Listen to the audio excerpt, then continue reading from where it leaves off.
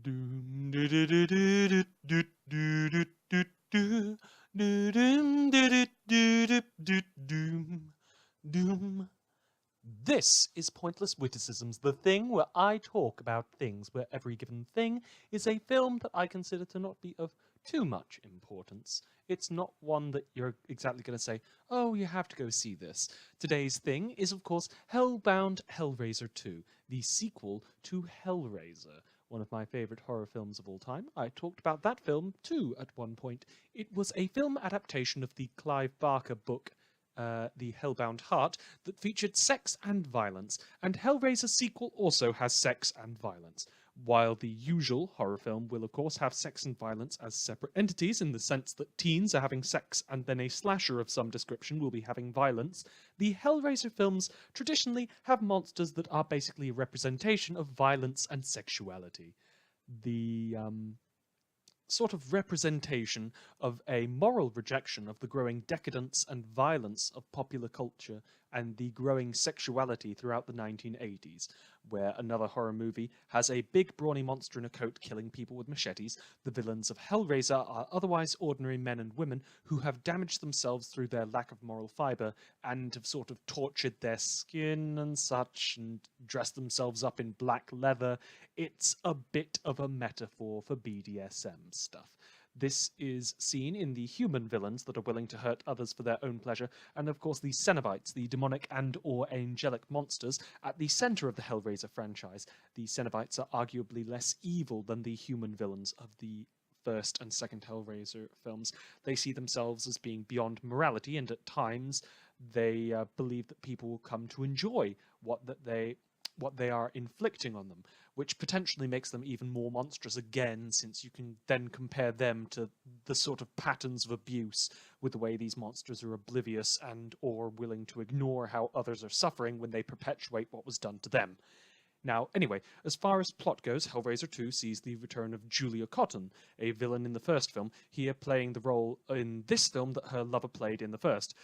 There is an evil doctor who resurrects her, and he is seeking out what the Cenobites have to offer, but is afraid of the cost, and needs, of course, to sort of consult with someone who's already been through it.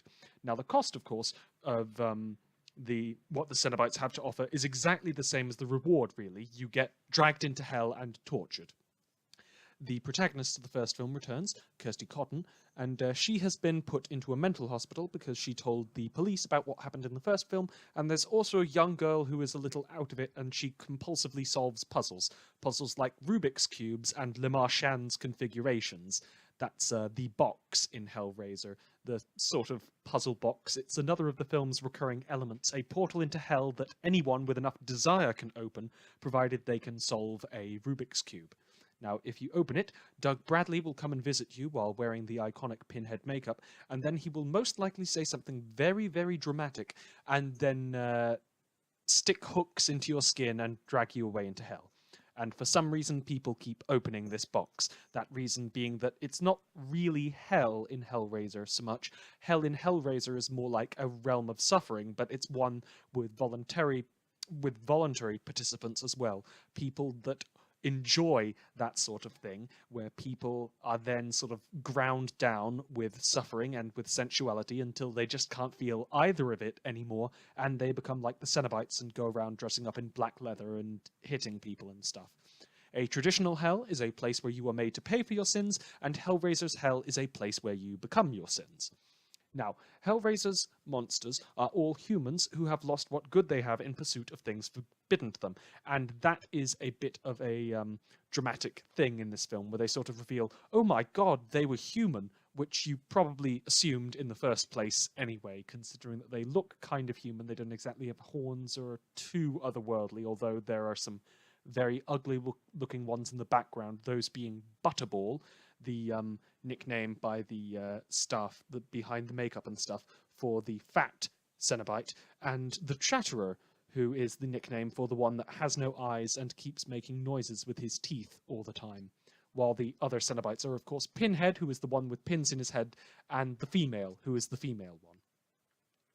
There is, of course, a big dramatic ending to Hellbound, and there are scenes in hell itself with scary babies and clowns, but that's kind of less scary than the implications in this film, where the stuff like the Cenobites being on the verge of tears when they're reminded how far they've come and the fact that they were humans to begin with, and the stuff the Doctor does to his psychiatric patients, which isn't the usual sort of like, oh my god, he's torturing them stuff, so much as the rather more scary implications of him just not being a very good doctor to his patients, like he's willing to put someone who's not exact who's having hallucinations and such. He just gives this person who's very clearly not in a good place. He just allows that man to harm himself, and that's a lot more disturbing than a lot of the creepy babies and stuff in this film. There is, of course, a happy ending, and really Hellraiser the franchise could have ended here without the creepy teaser for the next film, Hellraiser 2 being what a good film sequel looks like. Bigger than the original, expanding the characters' stories, providing a sense of completion, showing the audience what they want, letting the characters change and fill different roles, but in a natural way, and of course delivering exactly what a fan of Hellraiser would want, without the diminishing returns of many film sequels, and most of this franchise's future installments, which are just sort of another Hellraiser movie. Of course, I really like Julia Cotton in this film. Julia in Hellraiser, the first one, she's the wicked stepmother. She's a woman who wants, and Julia in Hellraiser 2 is a monster who takes. She's been to hell and back, and she's looking all the better for it. Honestly, the best part of the movie, with some of the best lines and some of the best scenes, and the creepiest makeup in the film, even compared to like the, oh, I've got a lot of pins stuck in my head. Well, compare that to like a skinless woman just walking around in like whatever clothes she can manage that have been stained red, of course, by putting them on. She even calls herself the wicked stepmother at one point, and then the evil queen, and it's a bit of a cool one-liner. Now, as a final detail and bit of trivia, the female Cenobite in this film is played by a different actress to the first film, and her name is Barbie Wilde, the actress who stars as the female Cenobite in this film, and you wouldn't know most other things that she is in as an actress or as a musician or anything, but she's also an author, and she writes stuff a bit like the novel that inspired Hellraiser. And while that's pretty cool on its own, it's also a sort of silly and really cool detail that she's written short stories starring the character she played in Hellbound Hellraiser 2.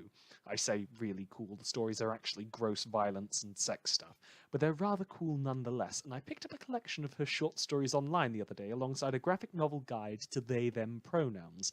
They include a story she wrote about her character in Hellraiser and the franchise, and her sort of leading this feminist rebellion in hell, and her origins as an evil nun. It's really silly, like, but on the same level as the Hellraiser films and what have you, and honestly, it was really fun to have a read of them. Now, this film was, of course, even more Hellraiser, and there is plenty more Hellraiser to be talking about in the future. I do intend to go through all of the films. That's all of the films with Doug Bradley in them, none of the other ones once they swap actors behind Pinhead. It's probably going to sound a little elitist of me, but they're actually the ones that I could get hold of the DVDs to at the time, and I have watched them. And I'm just not that interested in watching even more Hellraiser after the last 5 installments of even more Hellraiser. Yeah. Anyway, thanks for listening, listeners. There is a link to my, well, the Discord thing for this in the address, but who really cares? And honestly, if you do enjoy what you're listening to, tell me in the comments. I have no clue what anyone thinks about this beyond Ursat's Anthropomorpha on the Discord, who previously had been following me from fanfiction and stuff, so really decent sort. Thanks for listening again. Bye!